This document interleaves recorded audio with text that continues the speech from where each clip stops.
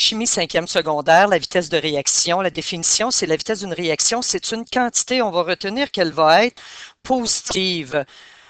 Donc, la vitesse de réaction en chimie va toujours être positive parce que nos quantités de réactifs qui vont être transformés ou nos quantités de produits qui vont être formés, on va les mettre en valeur absolue. Donc, c'est toujours une vitesse positive que nous allons avoir par le fait même. Donc, ça correspond à la variation de la quantité d'un réactif ou d'un produit. Donc, la vitesse de réaction, on peut parler autant d'un réactif que d'un produit. Donc, un réactif, par exemple, qui s'est transformé ou d'un produit qui s'est formé. Et bien entendu, pour avoir une vitesse, c'est un peu comme en physique, il faut avoir, oui, au numérateur, dans le cas de la physique, une distance, dans le cas de la chimie, une quantité, mais sur un temps, donc en fonction du temps. Alors, il y a des réactions chimiques qui se font très, très, très rapidement. Il y en a d'autres qui se font lentement. Donc, une réaction, par exemple, lorsqu'on a des feux d'artifice qui explosent. Alors, ça, c'est une réaction qui est rapide. Lorsque nous avons, par exemple, la formation de la rouille, ça, c'est lent. Donc, les vitesses, donc c'est approprié de parler des vitesses de réaction pour la chimie, donc pas juste pour la physique. Alors, on va donner une définition générale ici. J'ai deux réactifs, A plus B, et j'ai deux produits. Donc, c'est une réaction, c'est une équation hypothétique en fait. Il faut toujours associer aux réactifs les mots se transforment. Donc, les réactifs, je vais le répéter souvent dans ce cours, alors les réactifs se transforment ou bien vont réagir. Et les produits, eux, se forment. Donc, se forment, ou on peut dire aussi qu'un produit se produit aussi. Donc, c'est les mots qu'on va associer pour les réactifs et pour les produits. Alors, des bonnes définitions associées à cette équation hypothétique-là qui pourraient être appropriées pour définir la vitesse de réaction. Alors, on pourrait parler, par exemple, d'une quantité de A. Donc, elle peut prendre plusieurs formes, la vitesse de réaction pour cette équation-là. On peut dire que c'est une quantité de A, le A étant un réactif. Alors, transformé par unité de temps. Il ne faut pas oublier par unité de temps.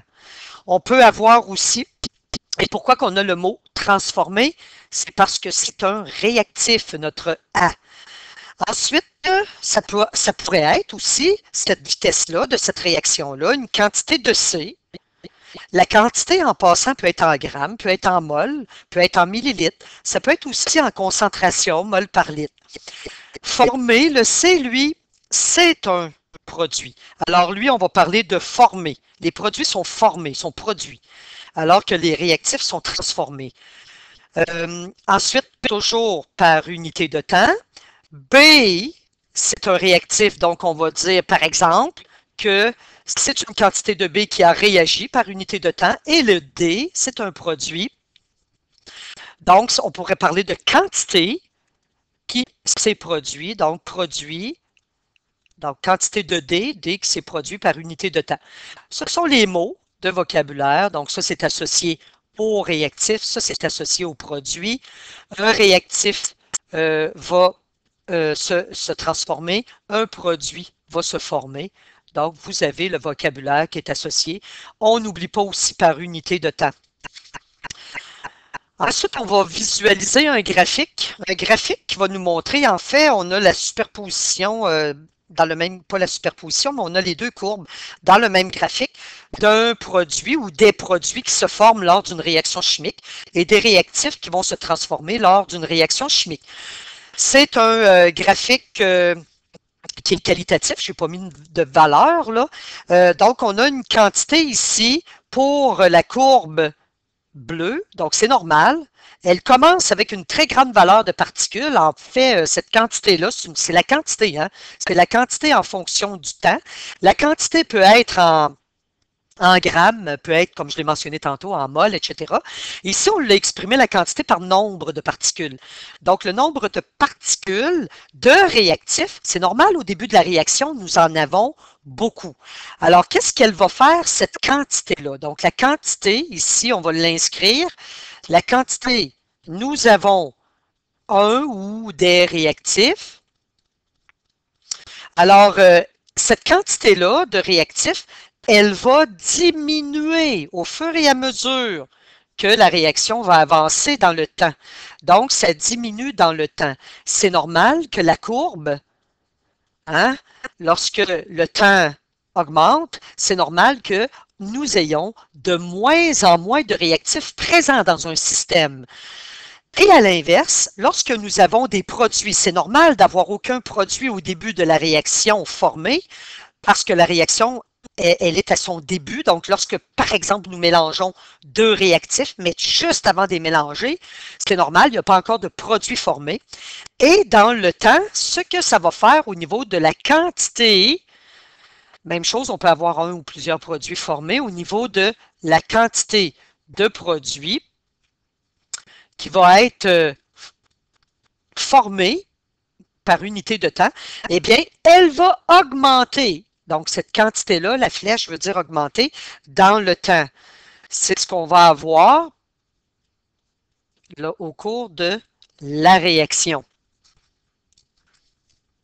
Ensuite, nous allons parler, la vision globale, en fait, j'en ai pas parlé au début du cours, mais nous allons parler de la façon de calculer une vitesse de réaction, de la façon aussi de la modifier, cette vitesse de réaction-là. On va voir dans le deuxième cours les facteurs qui vont influencer la vitesse de réaction. Et ensuite, on va voir aussi un lien avec les diagrammes énergétiques qu'on a déjà vus antérieurement avec deux de ces facteurs-là qui vont influencer la vitesse de réaction.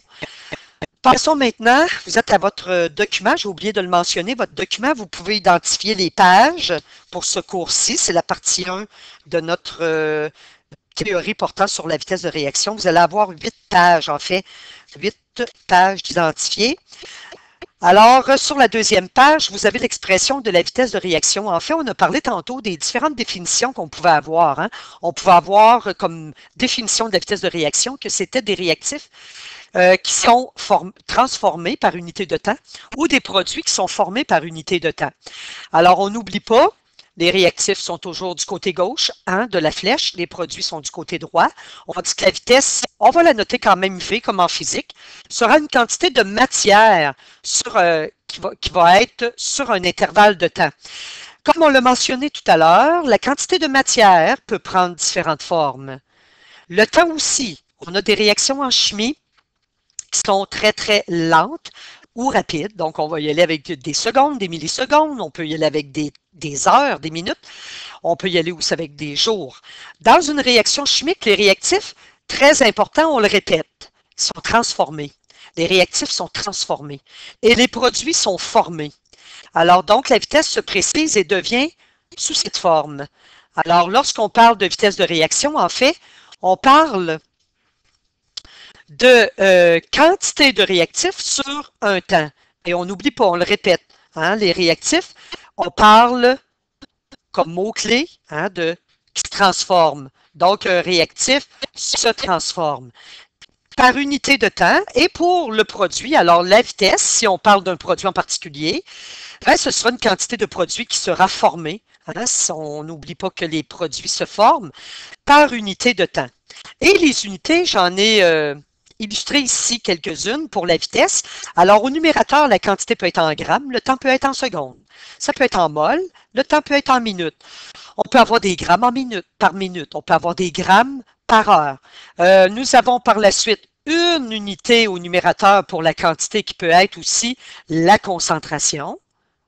Nous avons aussi, on peut avoir, comme je l'ai mentionné tantôt, donc la concentration par minute ou la concentration par seconde.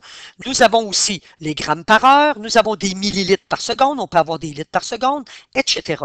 Alors, ce sont les unités possibles de la vitesse d'une réaction en chimie. C'est plus varié, aussi varié que les vitesses qu'on retrouve en physique.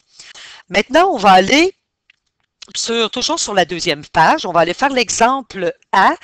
Nous avons à notre disposition 0,95 grammes de magnésium qu'on va faire réagir avec de l'acide chlorhydrique. En passant, ce laboratoire-là, ben ce matériel-là, ces substances-là, l'acide chlorhydrique et le magnésium, sont des substances qu'on va utiliser en laboratoire pour aller calculer justement une vitesse de formation du dihydrogène. Alors ici, ce qu'on a comme contexte pour cette question, nous avons que le magnésium, nous en avons 0,95 grammes de magnésium. Vous avez un peu d'espace juste après. Oups, on a oublié ici un petit zéro. Donc, pour les chiffres significatifs, on l'ajoutera. Donc, vous l'avez, je pense, sur votre document, mais c'est sur mon document à moi ici que je ne l'avais pas.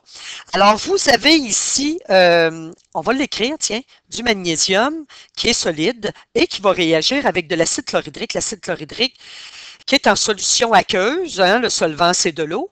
Et on va avoir, et on va le voir en laboratoire, on l'a même observé l'an passé, on va avoir la formation d'un sel, donc du dichlorure de magnésium qui est à l'état aqueux, et nous allons avoir une libération, la formation de l'hydrogène gazeux lors de cette réaction-là.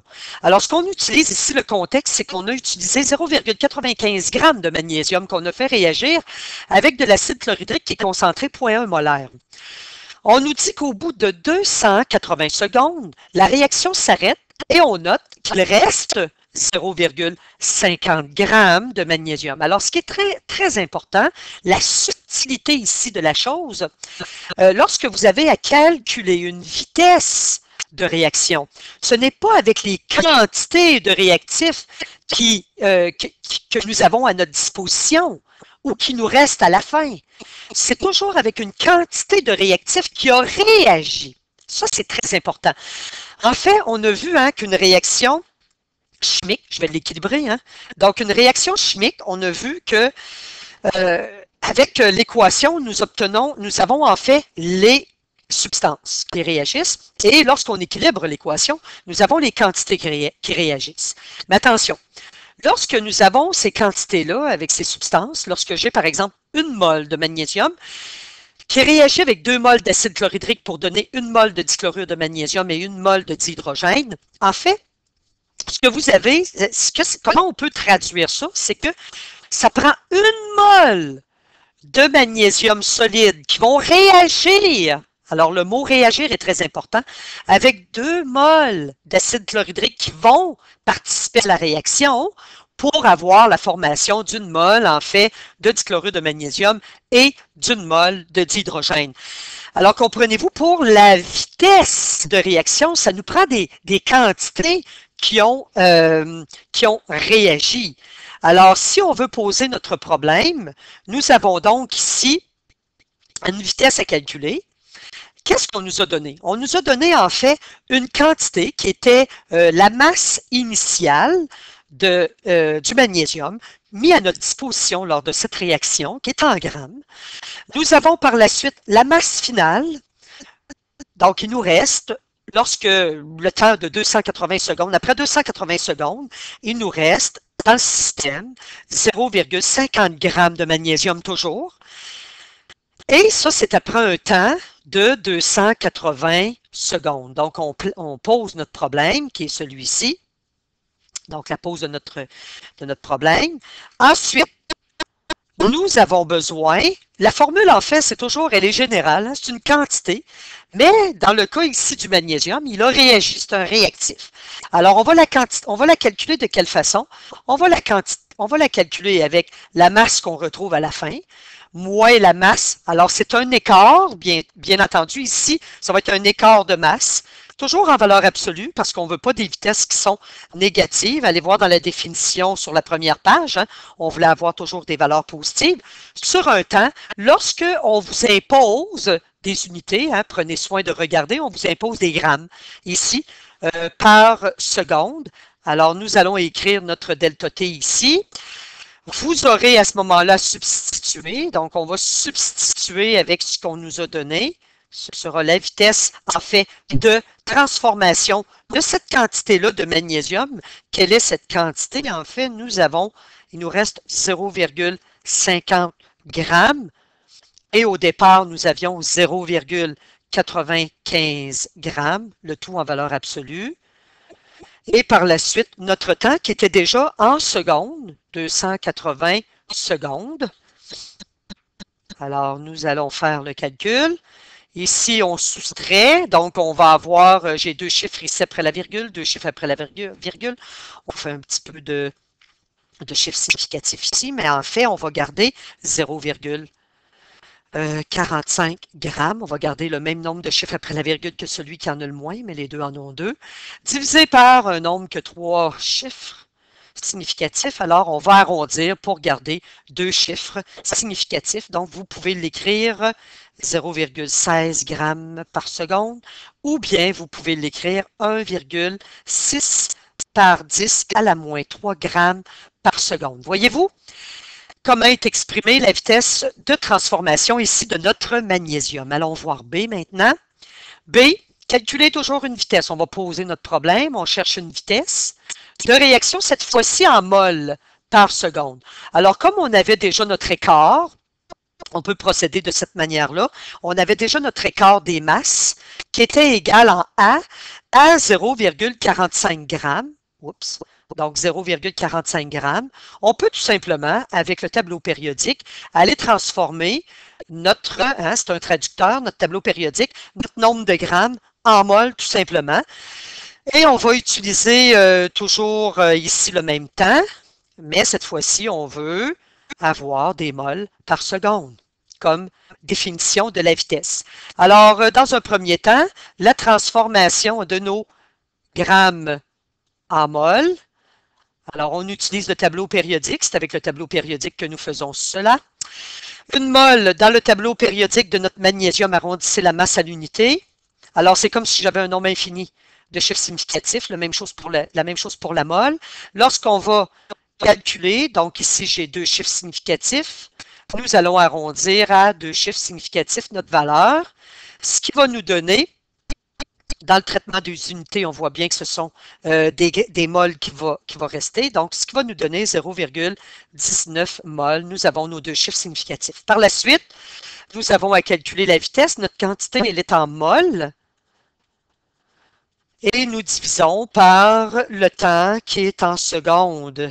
Ce qui va nous donner, j'ai deux chiffres significatifs avec trois chiffres significatifs. Nous allons arrondir pour conserver deux chiffres significatifs, ce qui va nous donner 6,7 par 10 à la moins 5 et l'unité mol par seconde. Alors, voici la vitesse en B. Maintenant, en C, on nous demande de calculer la vitesse, cette fois-ci en grammes par minute. On va se servir de ce que nous avions en A, bien entendu. Alors, on veut la vitesse. On va tout de suite ramener notre delta des masses qui correspondait à 0,45 grammes. On a notre temps, donc notre temps ici qu'il faut travailler. Donc, on nous l'a donné, notre écart de temps. En passant, vous pouvez l'écrire delta t, ou tout simplement t, ça ne dérangera pas. Nous avions notre 280 secondes. Alors, nous allons tout de suite travailler notre temps et le transformer, lui, en minutes. Alors, ça correspond à combien de minutes? Sachant qu'on sait qu'une minute, nous retrouvons 60 secondes. Alors, si nous effectuons notre transformation, vous pouvez montrer aussi tout de suite la division par 60 secondes. Pas nécessaire de faire tout ça. On pourrait ici diviser tout de suite par 60 et donner la correspondance en minutes.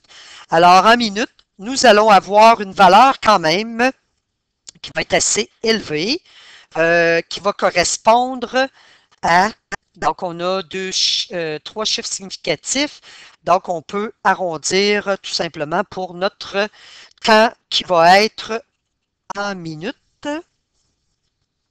Donc notre temps qui va être en minutes de 4,7, donc minutes.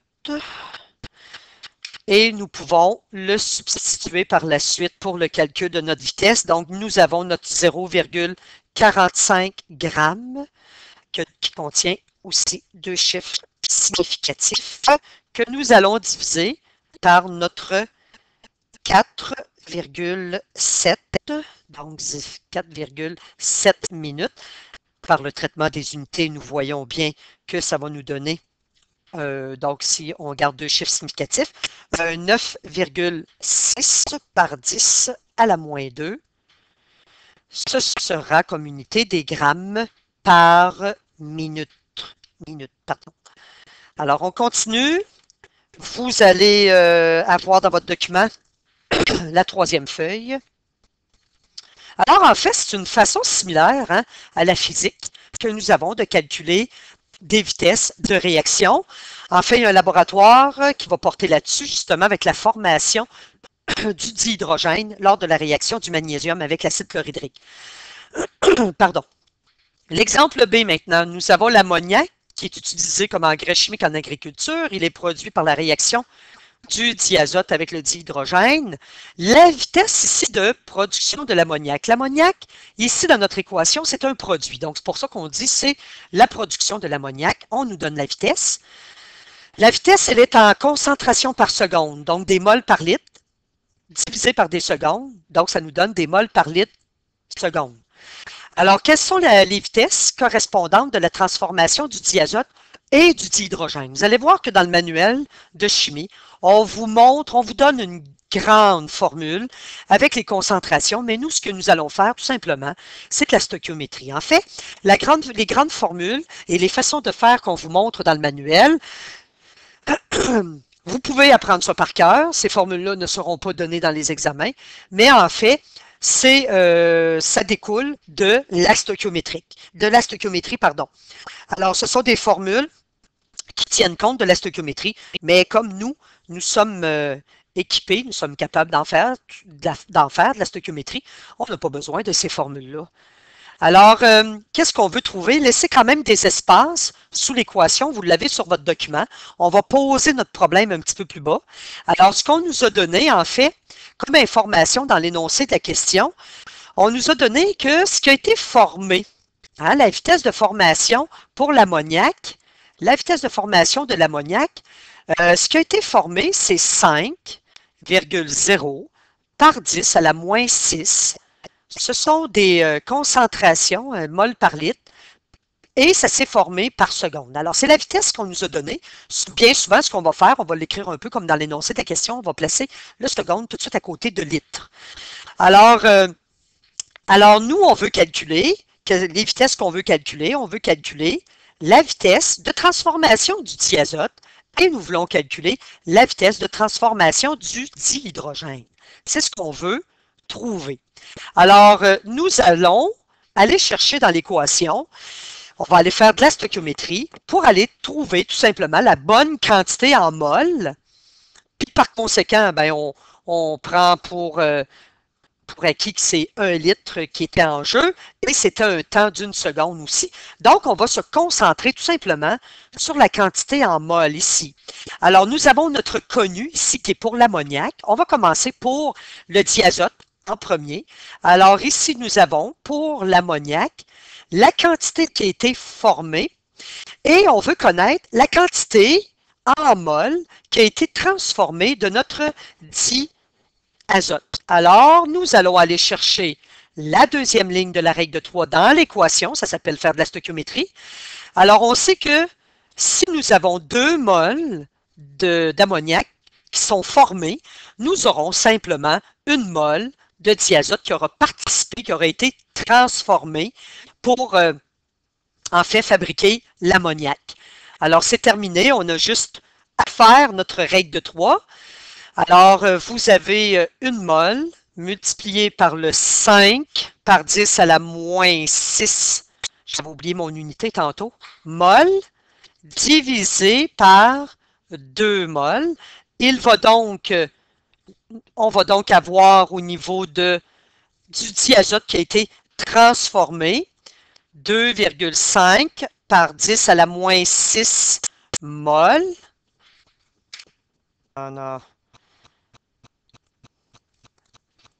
Alors, nous avons 2,5 par 10 à la moins 6 mol que nous avons obtenu. Et voilà. Donc, par la suite, on nous demande, bon, c'est la vitesse en fait, donc on a trouvé la quantité en mol de notre diazote et on veut connaître la vitesse, mais en fait, la vitesse va tout simplement être la quantité que nous avons, c'était en lien avec les concentrations. Donc, on suppose qu'on avait, de toute façon, on a utilisé hein, dans l'équation, ici en dessous de l'équation, des moles, mais c'était pour 1 litre. Et voilà.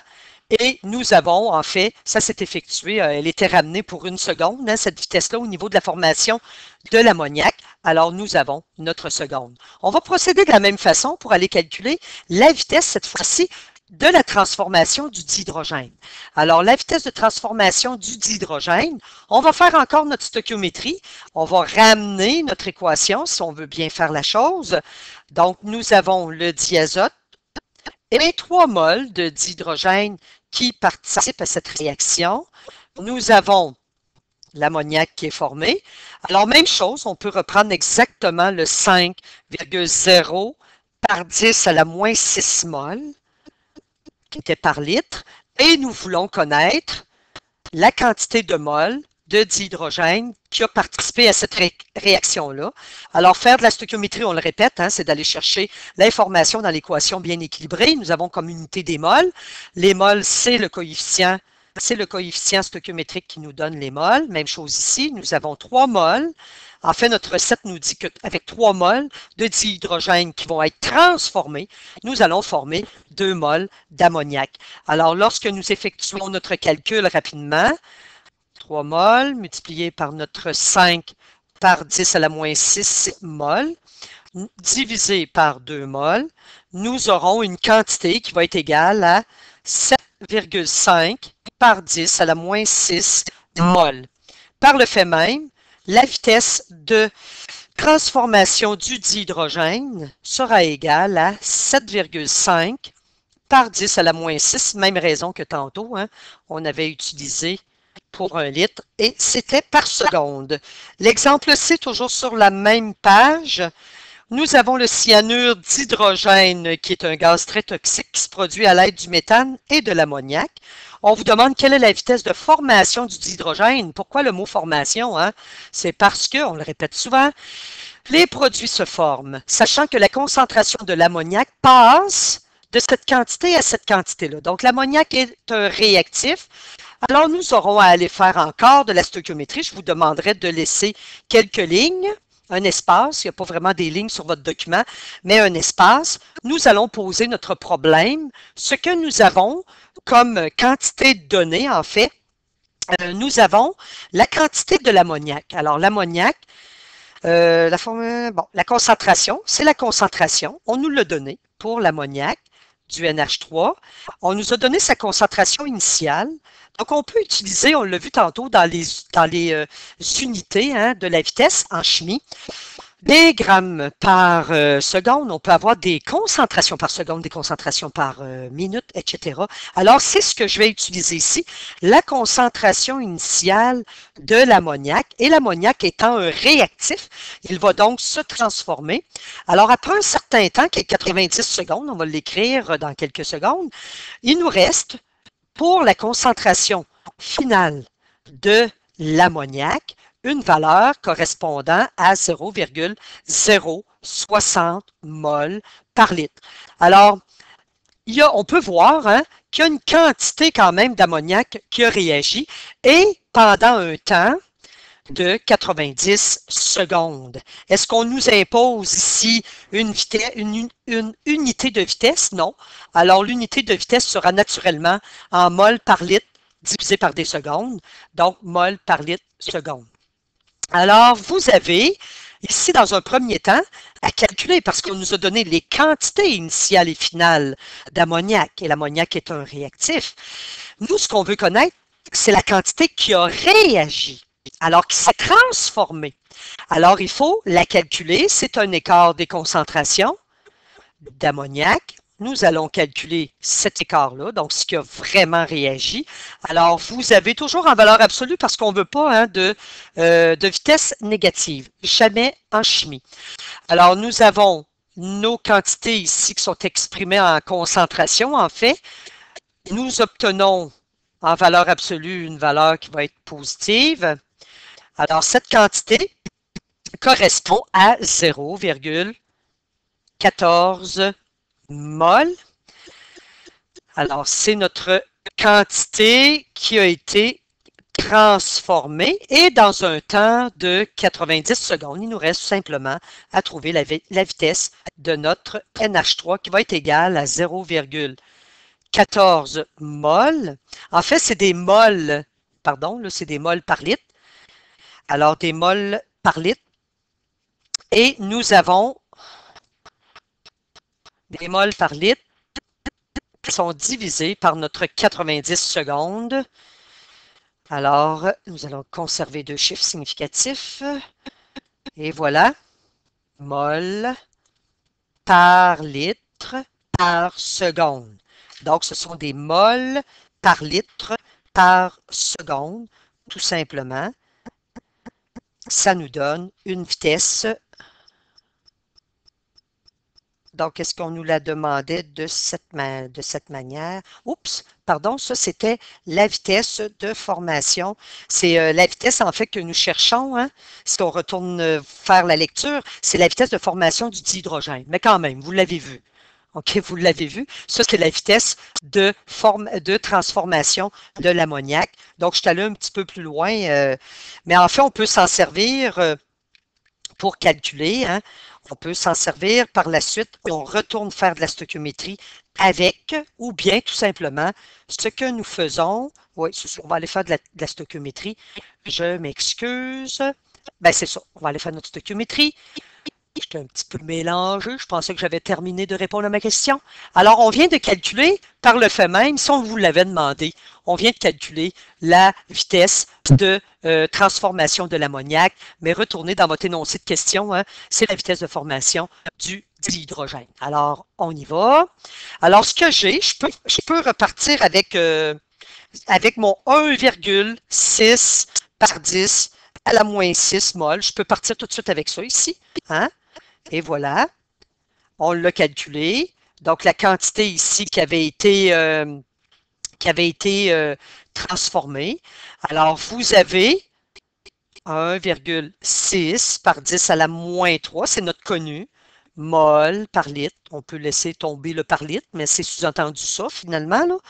Et vous avez à connaître à combien de mol ça va correspondre, parce qu'on veut connaître. Donc, mol par litre, vous pouvez l'inscrire comme ça aussi. Et voilà. Ensuite, nous allons trouver dans notre équation équilibrée notre nombre de mols, qui est de 1 pour l'ammoniac. Assurez-vous que les équations sont bien équilibrées. Et de 3 mols pour le dihydrogène. En fait, on va faire quoi? On va multiplier la vitesse de réaction du dihydrogène par 3. La vitesse de transformation de l'ammoniac par 3 pour trouver la vitesse de transformation du dihydrogène. Oups, là, je vais un petit peu trop vite. J'ai passé une petite étape. Alors, la petite stoichiométrie, je la fais ici parce que je manque de place. Alors, qu'est-ce que nous allons faire? C'est que nous allons multiplier notre 1,6 par 10 à la moins 3. Hein, mol par litre, là, multiplié par notre 3 mol, le tout divisé par notre 1 mol. Donc, vous allez obtenir 4,8 par 10 à la moins 3 mol par litre. Et par la suite, nous pouvons tout de suite dire que c'est la vitesse. Donc, j'ai pris un chemin qui était différent, là, mais donc, je peux tout de suite dire, parce que ça s'est transformé, j'ai utilisé en fait la vitesse. Et voilà. Peut-être une petite façon. Pourquoi que je ne ramène pas ça sur 90? Parce que j'ai pris tout de suite la quantité ici. Si vous voulez le faire avec le point 14 que nous avions trouvé avant, on peut le faire. Laissez-moi quelques secondes. Donc, il va nous rester juste à le diviser par... donc, c'est ça. Donc, si vous pouvez... C'est peut-être mêlant, ma manière de faire, mais je vais vous le montrer. Tiens, on aurait pu tout simplement le faire de la façon suivante. Je vais recommencer, là. Lorsqu'on a calculé tantôt la quantité de notre ammoniac, donc, qui avait été... je vais laisser tomber les états, là. Donc, la quantité d'ammoniac, rappelez-vous tantôt, qui avait été transformée, on avait trouvé 0,14, hein, vous vous souvenez? Donc, on pouvait faire notre règle de 3 tout simplement avec ça. Ça va revenir au monde, au même, pas au monde, là, mais au même. Alors, on va procéder de cette manière. Oups, j'ai fait une petite erreur, je m'en excuse. Donc, on veut savoir à combien de moles ça correspond pour le dihydrogène. On va aller trouver dans notre équation le nombre de moles. Alors, j'en ai 3 moles ici, j'en ai 1 mole ici. Ça va revenir au même. Vous allez arriver à plus ou moins quelques petites décimales de différence parce qu'ici, j'ai arrondi mon point 14. Alors, vous allez obtenir votre point 14 multiplié par 3 moles. Donc, je suis en train de faire une autre façon de faire. En fait, j'aurais pu l'utiliser tout de suite, mais ça me partit de l'idée. Alors, ça va vous donner en fait une valeur qui va être de 4, le 6 va être périodique, n'est-ce pas? Et par 10 à la moins 3, par 10 à la moins 3 mol. Ensuite, ben, si vous voulez calculer tout simplement votre... C'est toujours en lien avec des litres, mol par litre. Donc, si vous voulez calculer votre vitesse, on peut les écrire nos petits litres ici, hein? Oups, ici, pardon. Donc, si vous voulez calculer votre vitesse, donc mol par litre, si on veut être correct avec les petites unités, alors vous allez obtenir sensiblement la même valeur, là. Oups, j'ai fait une petite erreur de calcul, j'ai devancé ici, j'avais donné déjà la réponse, je m'en excuse. Oups, on est un petit peu mêlés, hein? Ça arrive, même en classe et même dans les cours en ligne. Hein? Alors ici, c'était plutôt 0,42, mais c'est un arrondi hein, que j'avais fait. Alors, on n'arrivera pas exactement à ce que j'ai trouvé. Mol par litre, et vous allez diviser par votre 90 secondes, donc ça revient au même. On divise par notre 90 secondes. Vous allez obtenir une valeur qui va être plutôt de l'ordre d'à peu près de 4,7 par 10 à la moins 3, au lieu du 4,8 par 10 à la moins 3. Donc, c'est en fait la même chose. Là. Donc, vous allez obtenir des moles par litre par seconde, et voilà. Par la suite, nous sommes rendus à la feuille numéro 4. À la feuille numéro 4, nous aurons donc une nouvelle notion ici, c'est la vitesse associée aux états, à la phase solide, liquide, gazeux, aqueux, et aussi au nombre de liaisons. Donc, on va regarder, en fait, l'état et le nombre de liaisons, ça va influencer sur une vitesse de réaction. Plus vous avez une structure cristalline, donc solide, à briser lors d'une réaction chimique, alors plus la réaction va être lente. Si on prend par exemple du fer à l'état solide qui va rouiller, c'est lent comme réaction. Et nous avons par la suite les phases. Donc les phases, les liaisons, pardon. Donc, les phases, c'est l'état, en fait. Donc, les liaisons. Même chose au niveau des liaisons. Si vous avez, par exemple, des hydrocarbures, vous avez l'octane et vous avez le méthane. Le méthane, c'est CH4, l'octane, c'est du C8H18. Alors, lors de la réaction de la combustion, par exemple, de ces deux hydrocarbures-là, eh bien, plus il y a de liaisons à briser. Donc, on pense à la représentation structurale, par exemple, qu'on a utilisée lors des bilans énergétiques. Alors, plus nous avons de liaisons à briser, plus la réaction, elle est lente. Alors, il faut retenir ça, c'est du par cœur. Donc, une structure cristalline, une structure qui est solide, c'est plus difficile à réagir. Donc, vous allez avoir une réaction lente. Un état solide, par exemple, par rapport à un état liquide, l'état solide va réagir beaucoup plus lentement. Par contre, si votre substance est à l'état liquide, elle va réagir plus rapidement que la même substance à l'état solide, et ainsi de suite. Si elle est à l'état gazeux, c'est encore plus rapide. Et la réaction aussi, elle est encore plus rapide à l'état aqueux. Allons voir toujours sur la même feuille les liaisons. Donc, les liaisons, même chose. Si on veut représenter, vous avez un espace ici, si on veut représenter la molécule de méthane, alors la molécule de méthane, par la représentation structurale, on sait que le carbone est ici, vous avez les liens hydrogène qui sont ici. Vous avez en fait pas beaucoup de liens à briser lors de la réaction, lors de la combustion de cet hydrocarbure-là. Par contre, si vous regardez la combustion dans le bas de l'octane, qui est un hydrocarbure où on retrouve beaucoup de liaisons. En fait, le carbone, vous retrouvez 8 atomes de carbone qui sont liés, n'est-ce pas? Alors, voyez-vous la grosse molécule déjà au niveau des réactifs que nous sommes en train de dessiner. Vous pouvez la dessiner, vous avez un espace. Ensuite, vous avez vos liens qui sont hydrogène de part et d'autre des atomes de carbone. Et ces liaisons-là sont au nombre de 18. Alors, voyez-vous la grosse molécule qu'il faut dans l'infiniment petit briser lors de cette combustion-là. Alors, ça va ralentir sa vitesse de réaction. C'est comme donner comme image les blocs Lego. Les blocs Lego, si vous en avez beaucoup d'assemblés et qu'on vous demande de les désassembler, ça va être une réaction qui va être beaucoup plus lente que si vous en avez quelques-uns d'assemblés. Donc, c'est un peu la structure au niveau de l'infiniment petit des molécules. Ça ressemble à des blocs Lego, en fait. Maintenant, on va généraliser, donc on retient ça. Si le nombre de liaisons est petit, la vitesse, elle est grande. Mais attention, une vitesse qui est grande, ça veut dire que le temps, là, il est petit. Retenez ça. Donc, nous avons un écart, un petit temps. Cette réaction-là va se faire dans un petit laps de temps.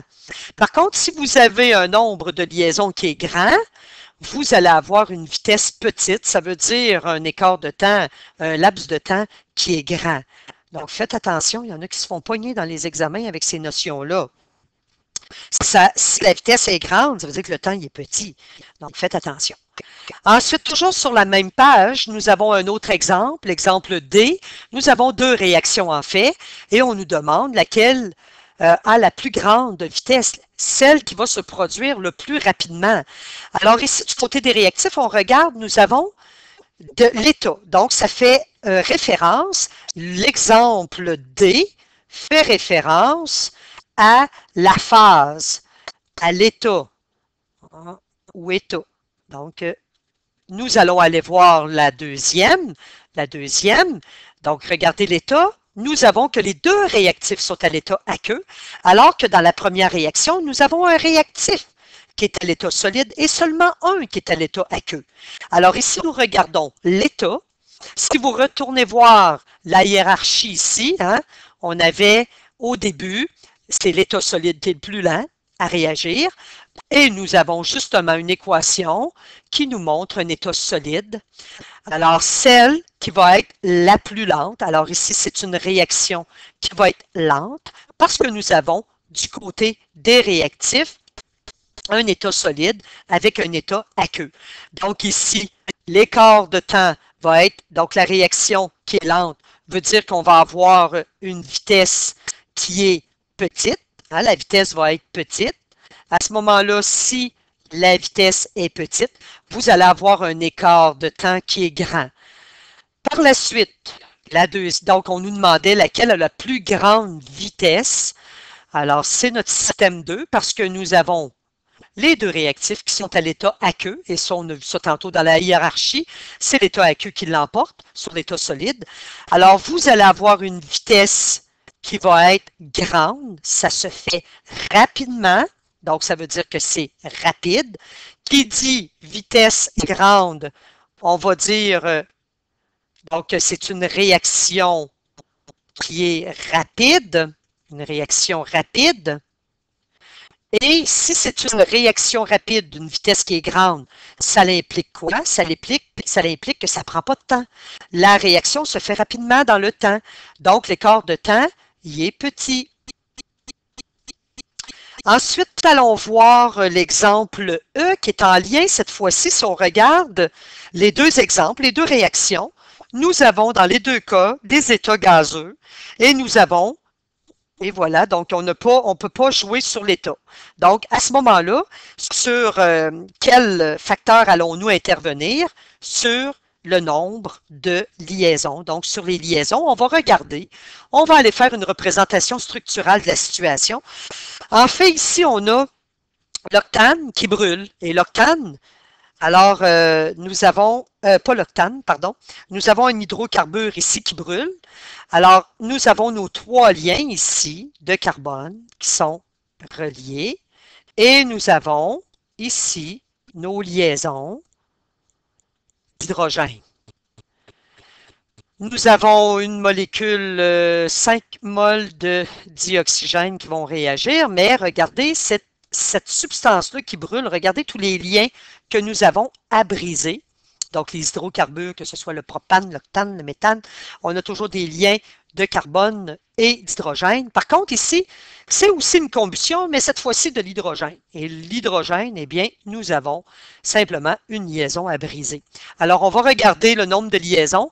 À ce moment-là, ici, si on revient à cet exemple-là avec notre hydrocarbure, nous aurons, en fait, une réaction ici qui va être lente, en tout cas qui va être plus lente, réaction qui va être lente. Pourquoi? Il y a plus de liens à briser que dans la deuxième.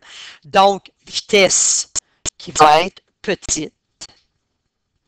Par le fait même, vous allez avoir un écart de temps qui va être grand parce que c'est lent. Et l'autre réaction, ça va être vraiment, on n'a pas beaucoup de liaisons à briser. Donc, ça va être une réaction qui va être rapide. Si vous avez une réaction qui est rapide, ça veut dire que vous avez une vitesse qui est grande, ça se fait rapidement. Et par le fait même, vous aurez un delta temps qui va être petit. La vitesse, hein, quand vous regardez la formule en physique, la vitesse qui est égale à une distance sur un temps, la vitesse et le temps, c'est inversement proportionnel. Donc, ça veut dire grande vitesse, petit temps. Et à l'inverse, petite vitesse, grand temps. Maintenant, vous êtes rendu dans votre document à la page numéro 5. Vous avez d'autres exemples portant sur les façons de mesurer la vitesse de réaction. Je reviens là-dessus, ce qu'on a fait tantôt. Alors, l'exemple F, vous avez un morceau de magnésium qui va réagir toujours avec de l'acide chlorhydrique. Vous avez cette équation-là. Le temps, ça se fait en 4 minutes 30 secondes, 4 minutes et demie. On nous a donné les quantités aussi pour le magnésium. Bien entendu, regardez, très important le vocabulaire, c'est la quantité qui réagit. Donc, on n'aura pas à la trouver. Et nous avons cette quantité-là qui a été placée dans de l'acide chlorhydrique qui était concentré 1 molaire. Alors, vous avez à calculer la vitesse de réaction en grammes par seconde la vitesse de réaction, bien entendu, du magnésium, c'est sous-entendu, et calculer la vitesse de cette réaction en mol par seconde. Alors, on va se pratiquer. Nous avons, on va passer en fait, on n'aura pas de stoichiométrie à faire ici, parce qu'on parle juste du magnésium, et on nous a tout donné concernant le magnésium. Alors, on peut poser notre problème. Le problème, on va le poser de la façon suivante. On nous a donné tout de suite la masse du magnésium qui a réagi, donc qui a été transformée, c'est celle-ci. Par contre, elle est en milligrammes, on va la diviser par 1000, cette quantité-là, pour l'avoir en grammes. On aura donc, à ce moment-là, 0,0120 grammes. Le temps, parce qu'on nous impose une unité dans un premier temps, on veut calculer la vitesse en grammes par seconde. Alors, notre temps, pardon, a été donné en minutes dans l'énoncé de la question. Donc, c'est 40 minutes, 30 secondes. Alors, 40 minutes, c'est combien de secondes? Vous pouvez tout de suite multiplier 4 par 60, faire une règle de 3. Alors, le 4 minutes, déjà là, c'est 240 secondes, mais on a déjà 4 minutes 30 secondes, 4 minutes et demie. Donc, le temps total, en fait, sera 240 secondes plus 30 secondes, donc égal à 200, pas 300, 270 secondes. Donc, c'est notre temps total. Alors, on a fait notre petite transformation ici. Il nous reste tout simplement à calculer, parce qu'on la veut, cette vitesse-là, dans un premier temps, de transformation du magnésium.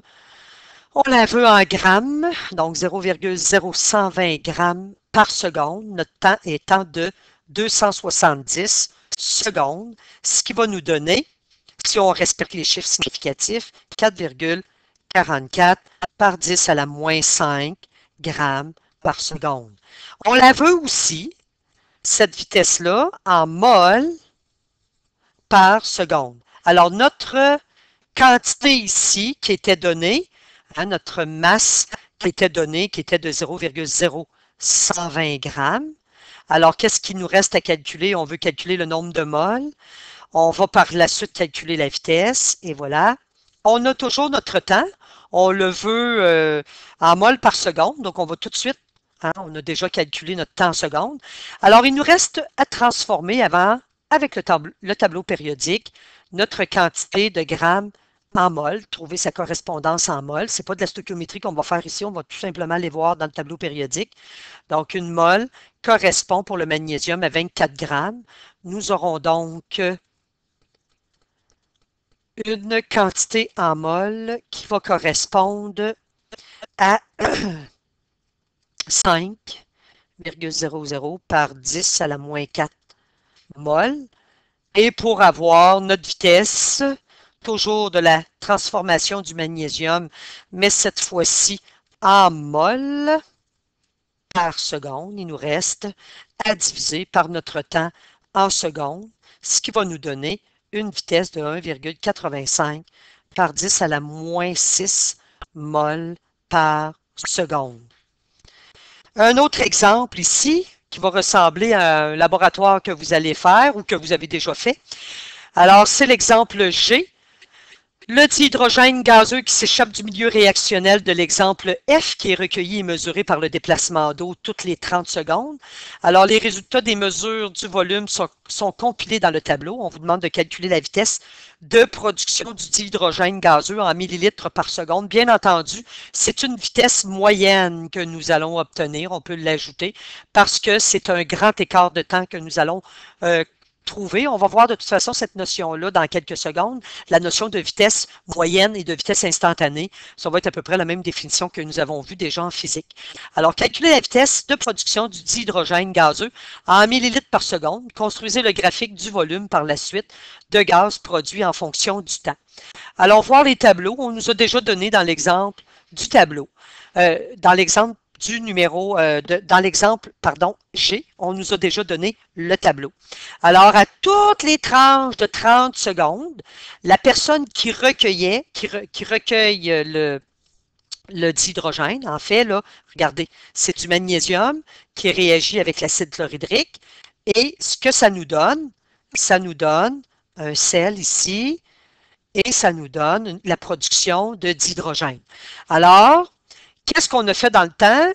On a, avec une burette à gaz, identifié le volume de dihydrogène qui était formé, donc à chaque tranche de 30 secondes. Donc, le temps varie de 30 secondes à chaque fois, 30, 60, 90, 120, 150 et ainsi de suite. Et nous avons le volume, c'est normal, le volume augmente de dihydrogène formé et dans le temps, petit à petit, sa quantité va diminuer, donc parce qu'il y a de moins en moins de réactifs présents.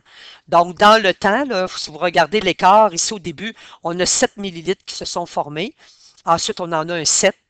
Et ensuite, on en a 5 et ainsi de suite. Donc, dans le temps, ça va varier. Ça va nous donner, en fait, au niveau du graphique, une courbe. Alors ici, on nous demande, parce que, je le répète, là, on a du magnésium qui réagit avec l'acide chlorhydrique. Donc, on se concentre sur la formation. En laboratoire, on peut juste aller chercher, avec la burette à gaz, la quantité de dihydrogène formée. Alors, si c'est une mise en situation de laboratoire, c'est bien entendu qu'on va aller juste chercher les quantités, soit de réactifs qu'on est capable de calculer, qui ont été transformés, ou plutôt les quantités d'un produit qui a été formé, qu'on est capable de mesurer. Alors ici, dans cette expérience-là que vous allez faire ou que vous avez fait en laboratoire, alors nous, ce qu'on était capable de contrôler, c'est la quantité de dihydrogène que nous étions capables d'aller chercher. Avec la burette à gaz, on n'était pas capable d'aller chercher la quantité de sel en solution qui était formée. On n'était pas capable non plus d'aller identifier la quantité, la concentration de l'acide qui diminuait dans le temps. Puis on n'était pas capable non plus d'arrêter notre réaction dans le temps pour aller calculer la quantité de magnésium qui nous restait après un certain temps. Donc, ce qui était le plus facile à ce moment-là, c'était d'exprimer cette vitesse-là de cette réaction-là en fonction de la formation du dihydrogène qui s'était formé. Alors, on va le spécifier, on va le préciser.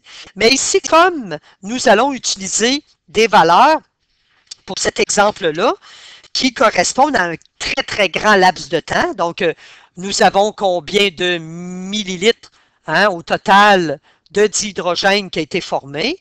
Nous en avons 40. Et ça s'est formé dans un temps total de combien? Mais regardez, on a cette quantité-là lorsque nous sommes rendus à 270.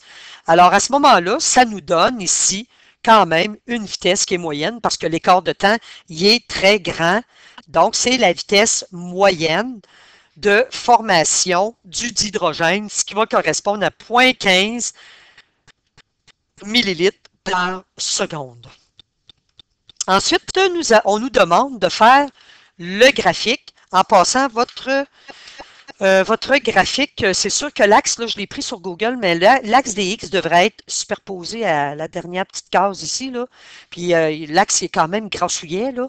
Mais bon, on va placer notre temps ici. Donc, le temps qui va être en secondes.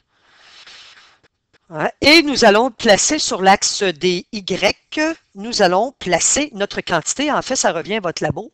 Nous allons placer notre quantité, qui est le volume, de dihydrogène, on va le préciser, et qui était en millilitres. Donc, c'est ce que nous avons. Le titre, si on avait à écrire le titre, en fait, c'est le volume de, regardez dans votre tableau, c'est l'hydrogène qui a été formé. Donc, de dihydrogène qui est formé, parce que c'est un produit, en fonction du temps. Donc, en fonction du temps. Alors, ce serait un beau titre pour notre tableau. Ensuite, là, vous pouvez graduer comme vous voulez, mais moi, je vais sauter par petits paquets de 10, mais je vais juste aller identifier pour ne pas trop alourdir. Je vais juste aller identifier, en fait, à chaque paquet de 30 pour pas que ce soit trop lourd. Donc, vous allez retrouver cette graduation-là. Donc, en fait, on saute à chaque 10 petits paquets de... Chaque petit intervalle vaut 10 secondes. Alors, vous allez retrouver ceci. Et voilà, prenez le temps de graduer.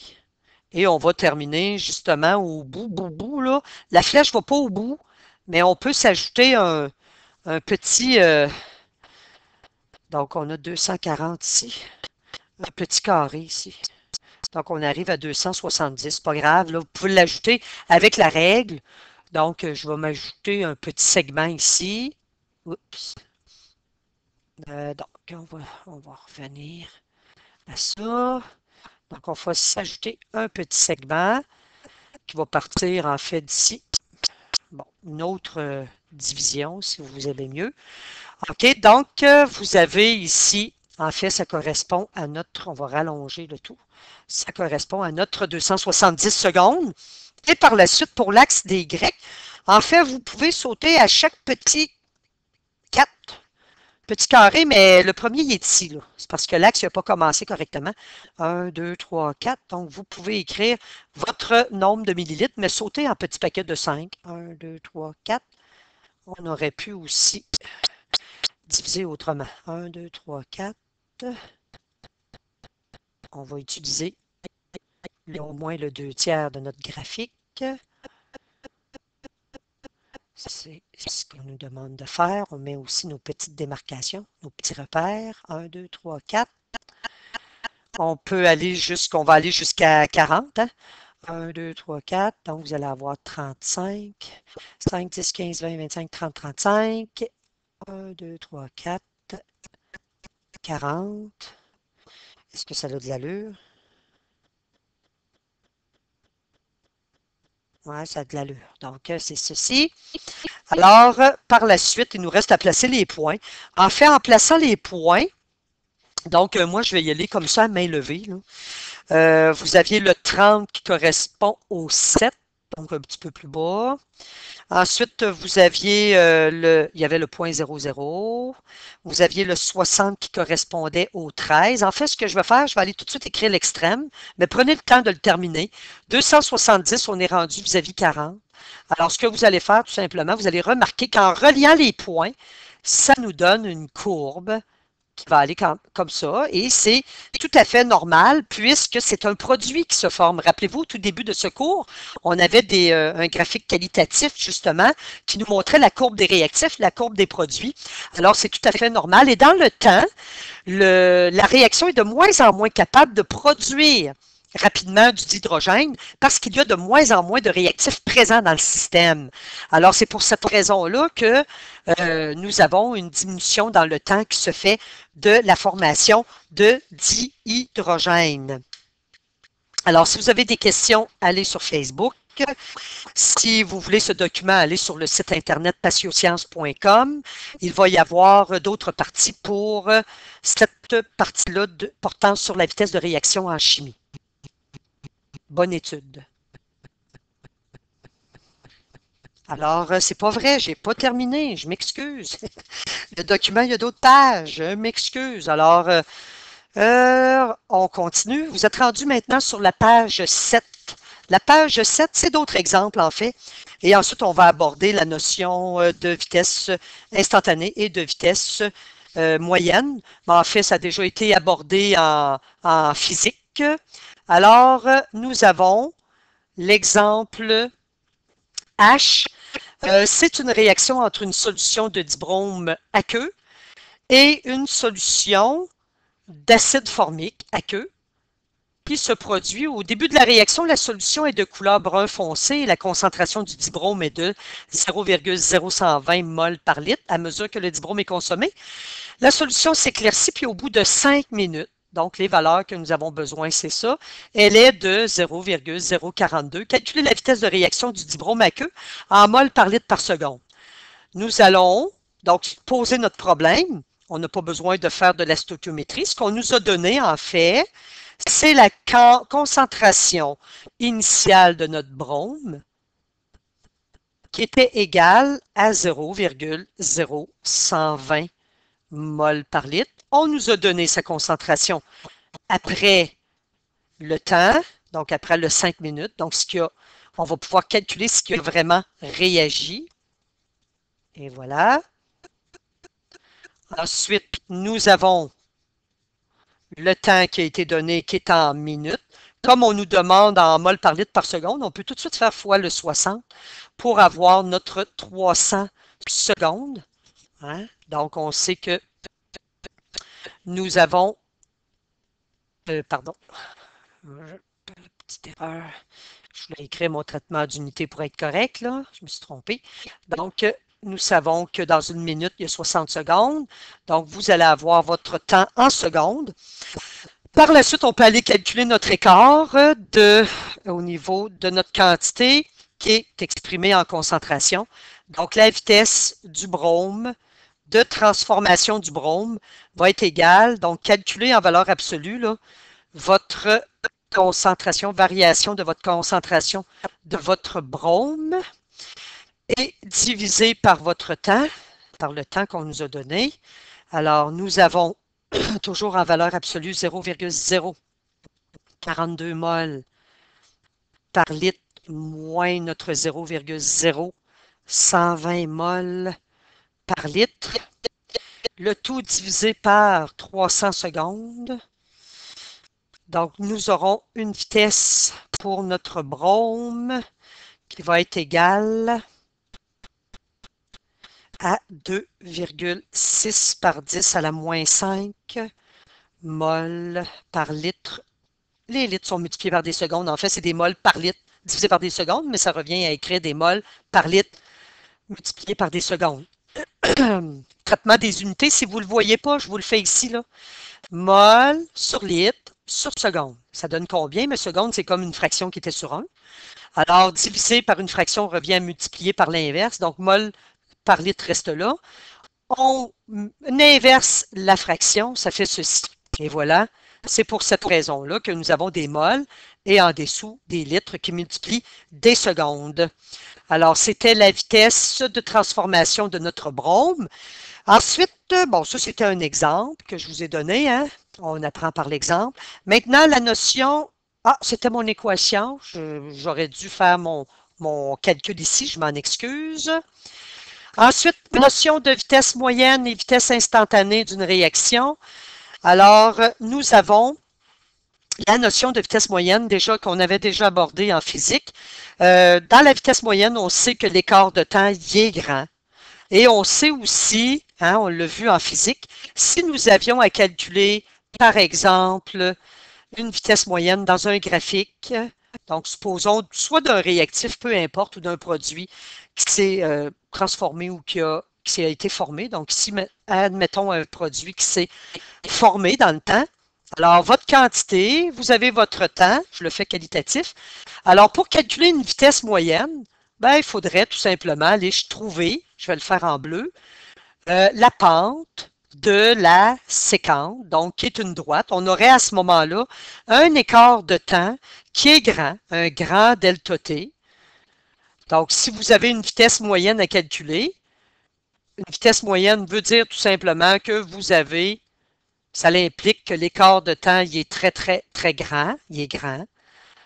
À ce moment-là, la vitesse moyenne correspond à quoi? Elle correspond au calcul de la pente, cette fois-ci de la séquente. Donc, c'est un rappel, hein, on a vu ça de long en large en physique. Même chose pour la vitesse instantanée. La vitesse instantanée, si je reprends, on va faire à main levée un petit graphique. On avait vu ces graphiques-là en physique.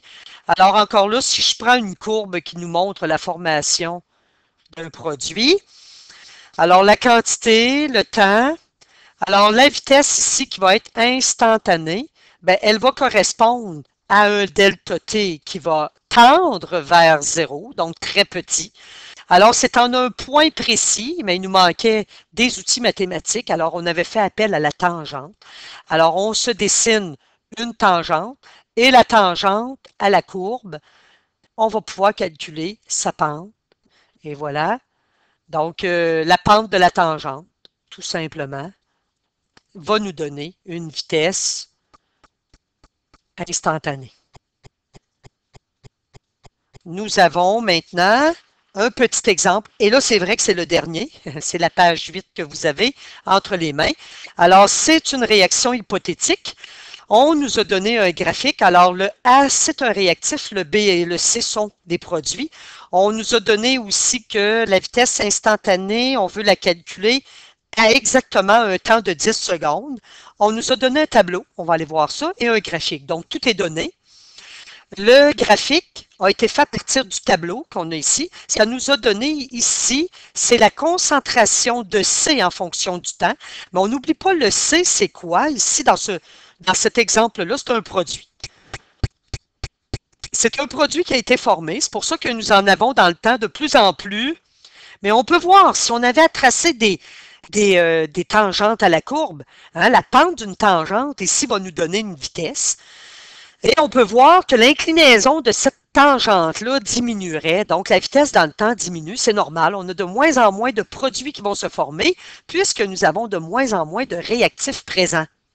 Et par conséquent, les petites molécules vont avoir de la difficulté à se retrouver dans le système pour former les produits. Donc, c'est pour cette raison-là que nous allons avoir une diminution de la vitesse dans le temps. Mais ici, on nous demande de calculer la vitesse de formation donc la vitesse moyenne dans un premier temps et la vitesse instantanée. On va commencer par la vitesse moyenne. Au niveau du temps, c'était le 10 secondes. Alors, la vitesse moyenne, on ne le voit pas très bien. Ah, en passant, la vitesse moyenne, c'est pas vrai, je reviens dans mon énoncé de question. La vitesse moyenne, on la voulait. Donc, dans ce graphique, la pente de la séquente détermine la vitesse moyenne de la réaction. La pente de la tangente tracée sur une courbe de concentration en fonction du temps représente la vitesse instantanée de la réaction. Calculer la vitesse moyenne pendant les 5 premières secondes. Puis la vitesse instantanée, ils la veulent à 10 secondes. Alors, la vitesse moyenne, on va aller dans les 5 premières secondes. La tangente est déjà tracée. Pas la tangente, mais la séquente est déjà tracée. Je ne sais pas si vous le voyez bien sur votre document. Alors, la séquente, on n'aura pas à la tracer, elle est déjà donnée. Nous avons juste à tracer, elle est en rouge. Donc, nous avons juste à calculer la pente, hein? La vitesse moyenne, c'est la pente de la séquente, est déjà calculée. Alors, pour ce grand temps-là qui est en fait 5 secondes. On va aller calculer ça, c'est 5 secondes.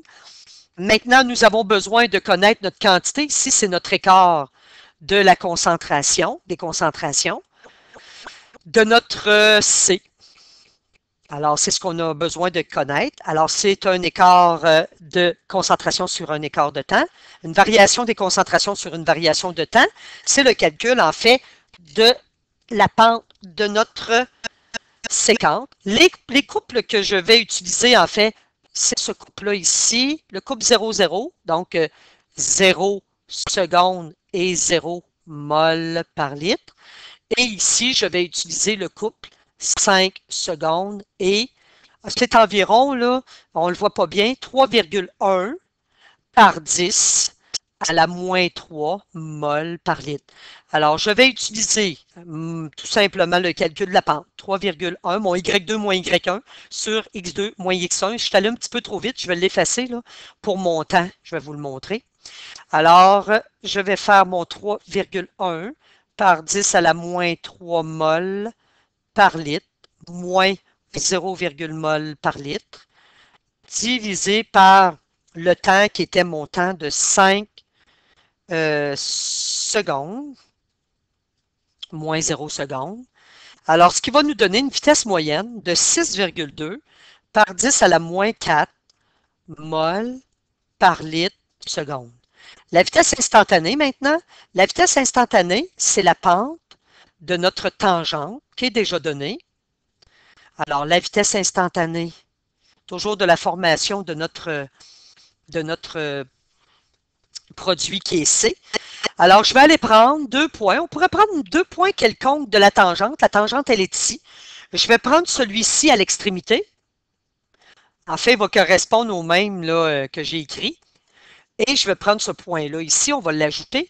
Alors, ça va être le temps 15 secondes. La concentration est un petit peu plus difficile à lire, mais c'est environ 5,4. Vous pouvez prendre votre règle, là, vous allez voir 5,4 par 10 à la moins 3. Vous allez me demander où je prends ça, les 10 à la moins 3. Mais en fait, regardez comment est gradué votre axe. Vous avez ici le fois 10 à la moins 3. Ben, pas comment il est gradué, mais comment il est identifié. Donc, au lieu d'avoir écrit des 1 par 10 à la moins 3, 2 par 10 à la moins 3, ça alourdit l'axe. Alors, on l'a écrit dans le titre de l'axe. Ensuite, ben, il nous reste à calculer la pente de notre tangente. Alors, on va procéder de la façon suivante. 5,4 par 10 à la moins 3 mol par litre, moins le 3,1 par 10 à la moins 3 mol par litre, le tout divisé par notre temps qui est 15 secondes moins 5 secondes.